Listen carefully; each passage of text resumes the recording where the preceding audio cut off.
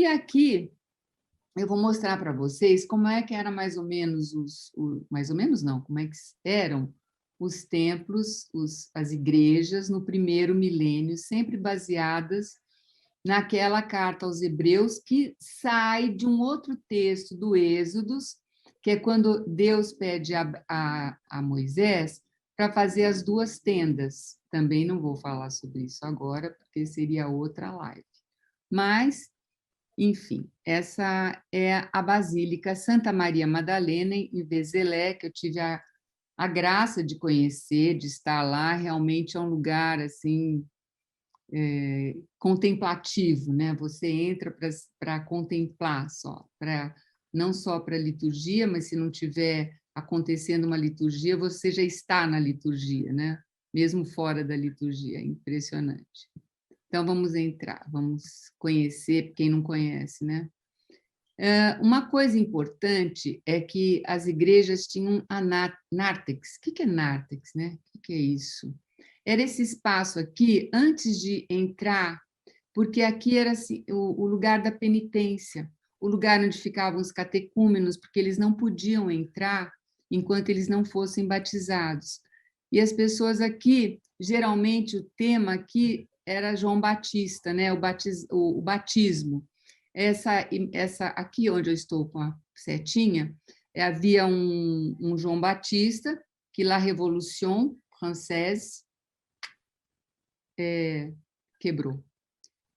Mas era maravilhoso. Aqui eu tenho um Cristo Pantocrator, e era um lugar assim onde ficava, um espaço até grande, mas menor do que, logicamente, a igreja. Então, a nártex é a entrada da igreja, onde ficavam as pessoas, e era também um lugar de penitência. Aqui a gente também tendo uma ideia do que é essa nártex. Outra. Aqui o João Batista, que foi rompido, né? Uhum.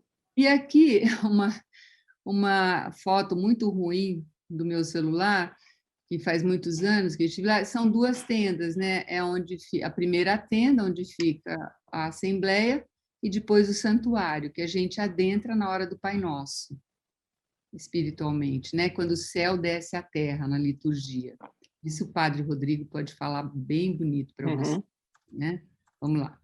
Então, aqui essa foto é minha também, desculpe, mas não tinha ninguém o dia que eu fui, estava vazia, era um dia frio, e eu fiquei muito encantada, porque essa igreja tem exatamente esses dois espaços, a primeira tenda e a segunda tenda, como está lá no livro do Êxodos, né? Foi pedido para Moisés. Aqui seria o santuário. Então, aqui eu estou no presbitério, e aqui a nártex estava passando por uma reforma naquela época que eu fui. A pia batismal, que é maravilhosa, o deambulatório. E acontece uma coisa muito interessante, por isso que eu quis mostrar para vocês. Olhem, nessa época, vocês viram que tem poucas imagens, né? É porque São Bernardo de Claraval, ele falou, olha, vocês estão enfeitando muitas igrejas, estão gastando muito, vamos cuidar dos pobres. Tudo bem. Aí, os arquitetos, olha o que eles fizeram, não assina, ninguém sabe o nome desse arquiteto. No solstício de verão, que lá no Hemisfério Norte é na semana do dia 24 de junho, que é João Batista, olha o que acontece. É o caminho do cristão. Na nossa vida, nós passamos por momentos de sombra, momentos de luz, momentos de tristeza, momentos de alegria, mas até o fim, até chegar, né, na nossa Páscoa, que nós chegamos na luz verdadeira, que é aqui, a segunda tenda. E essa segunda tenda, a cada Eucaristia, o céu vem para a terra. Então, nós já vivemos na graça aqui. O verdadeiro cristão vive na graça aqui, não precisa esperar para morrer. É muito bonito isso, eu, pelo menos, acho, né? Olha aqui. Vilma, tem esse slide aí. Esse aí dá para ver exatamente o que falasse, né? É o Escuridão e sol. luz, né? Vocês têm noção que isso foi feito no século 10. Vocês podem ter noção disso? Olha a arquitetura. Isso é no solstício de verão. Falei semana... Então, toda semana de João Batista, essa semana do solstício, né? De verão, o Sol, aqui, ó, ao meio-dia, ele fica assim, ao meio-dia.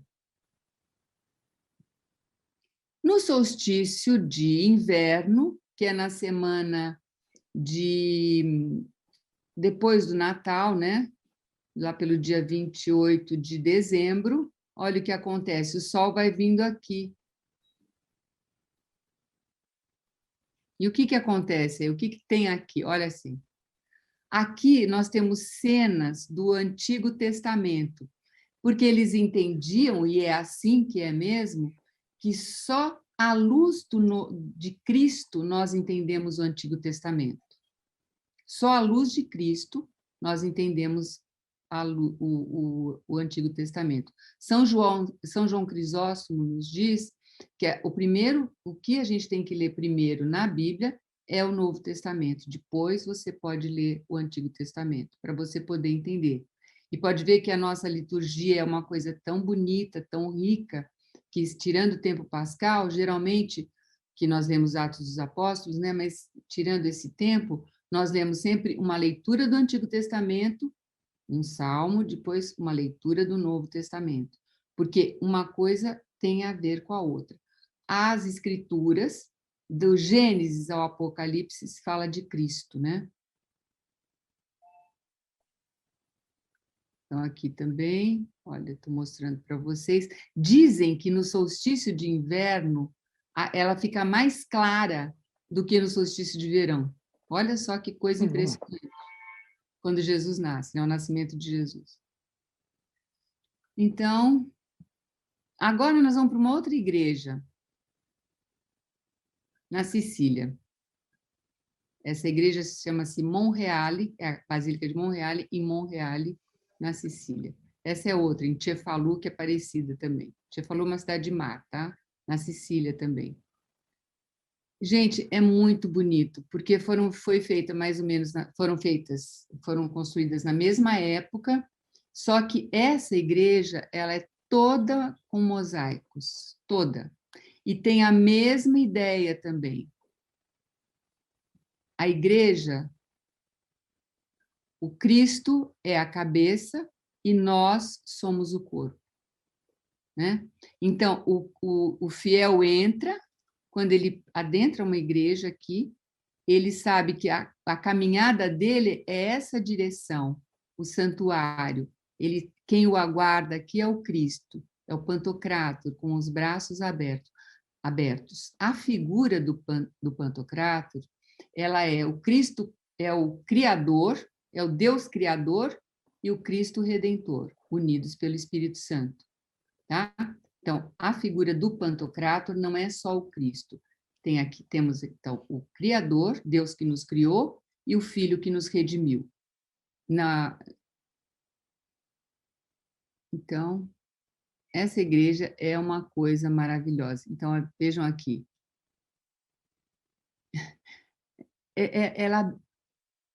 A luz que tem por causa desse dourado é impressionante. Acho que quem já foi sabe do que eu estou falando. É um Cristo que te acolhe, né? Então, aqui outras imagens. E, veja bem, o que eu queria falar... Você quer falar alguma coisa, Adriana? Quer perguntar alguma coisa? Não, até ia te interromper bem agora. Primeiro, só para falar que o pessoal está adorando aqui. Então, a Nina é maravilhoso. A Marisa Calil, um conhecimento grandioso. Parabéns pelos ensinamentos.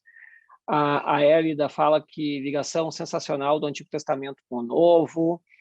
O Fernandes, um só olhar, o Novo e o Antigo se encontram, lá em Cristo e Adão. Então, o pessoal participando bastante.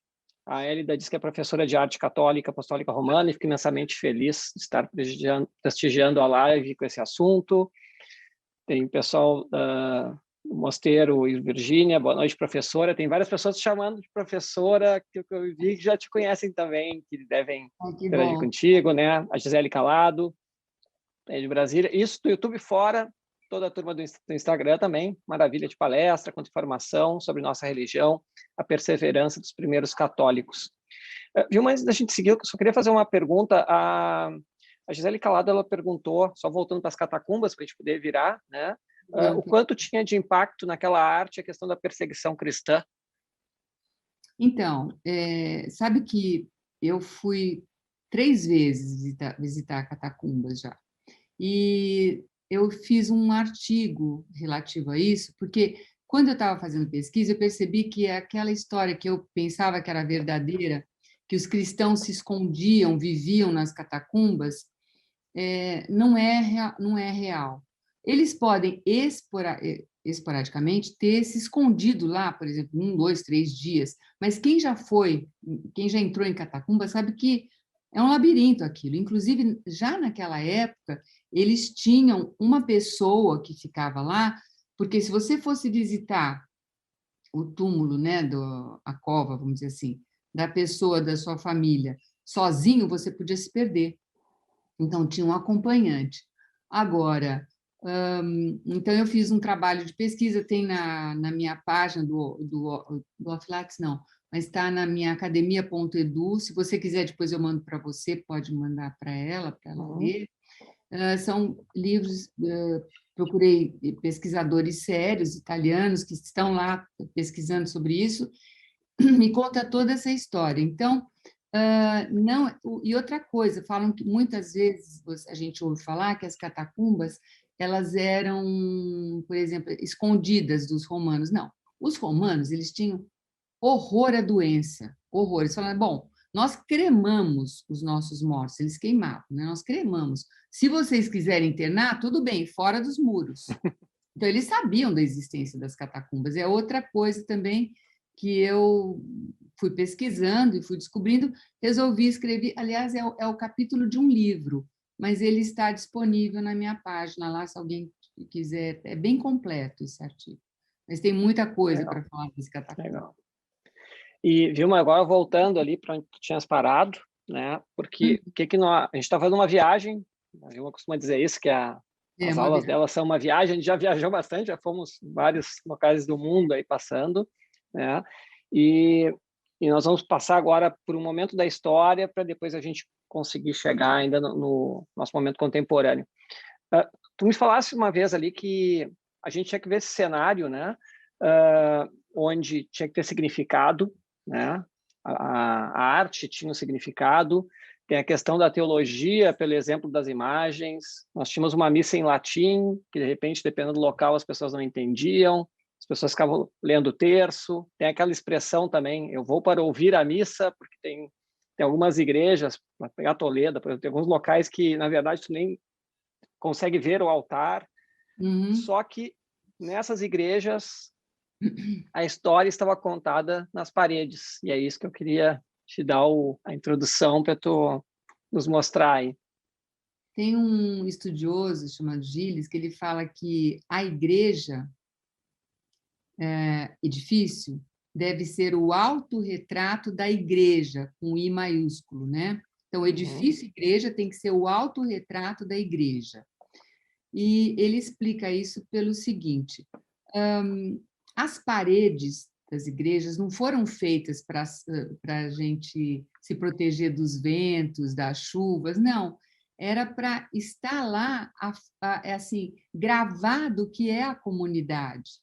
Então, a história da igreja, eles costumavam colocar naquela época, até o ano 1000, a história da igreja, a história das escrituras, nas paredes da igreja, não era só o altar. Nós estamos acostumados, né, depois do Concílio de Trento, com as igrejas com vários altares laterais. O Concílio Vaticano II falou, não, o altar, isso já é uma coisa antiga, o altar é Cristo. Isso dos pais da igreja, vem da patrística, né? O altar é Cristo. Então, o altar é um só agora. As novas igrejas que estão seguindo o que pede o Vaticano II, né? Segundo o Concílio Vaticano II, o altar é Cristo, porque o santo é santo porque teve Cristo que morreu na cruz, né? Que se deu. Não sei se eu respondi a sua pergunta. Mas, e agora eu vou dar um exemplo desse autorretrato. Vamos lá, porque falar arte não adianta, a gente não explica, a gente contempla, né? Eu tenho aqui um mosaico que Deus separa as águas, né? Logo no livro do Gênesis, primeiro capítulo, Deus separa as águas.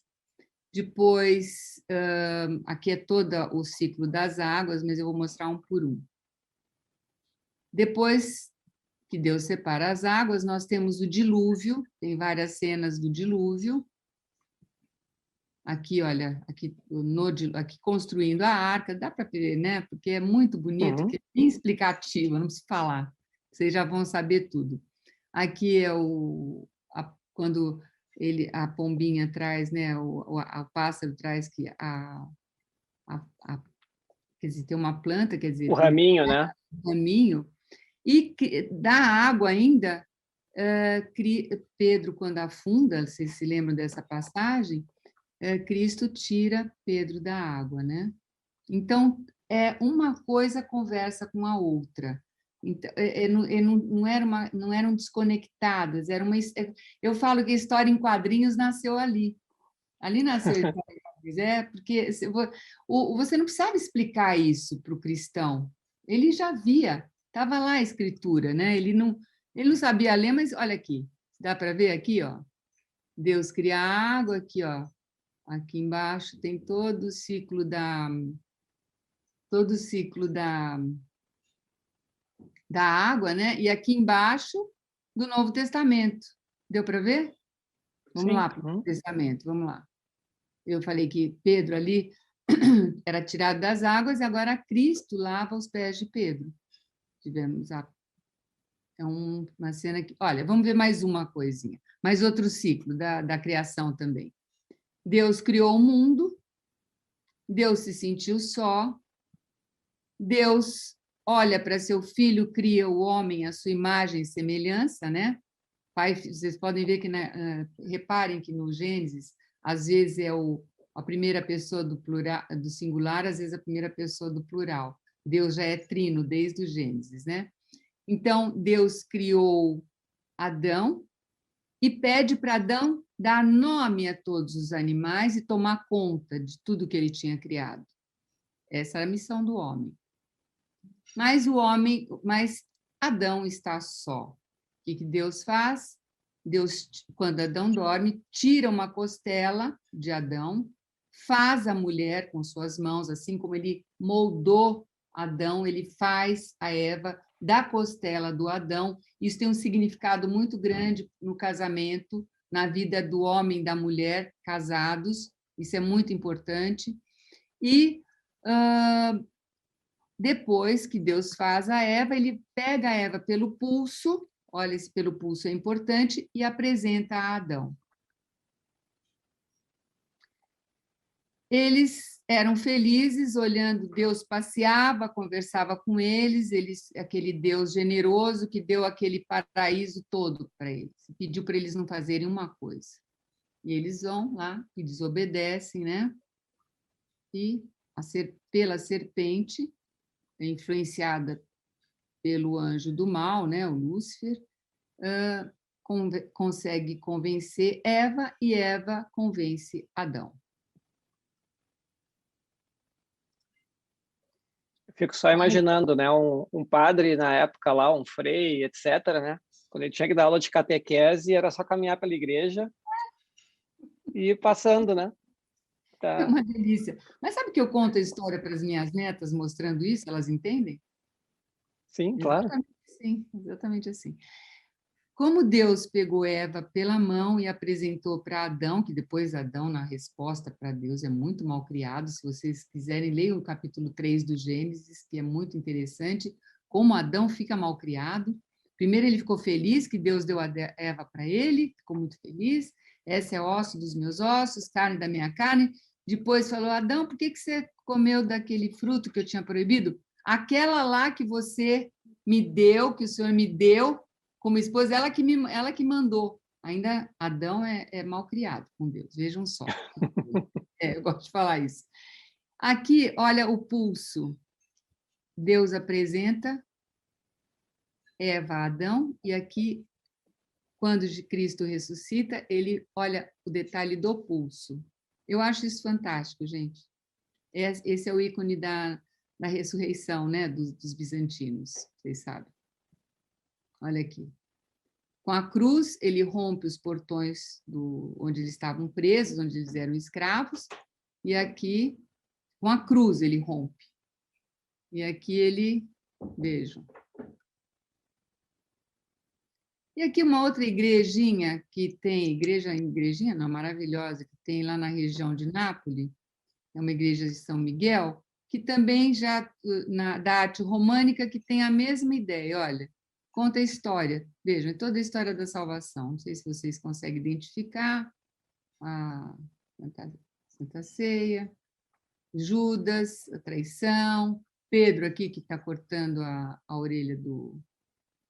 Aqui nós temos a exumação do corpo de Jesus, e aqui o juízo final na saída da igreja. Então, as igrejas, esse é o São Miguel, né, que é o patrono da igreja. Então, nós terminamos aqui essa parte.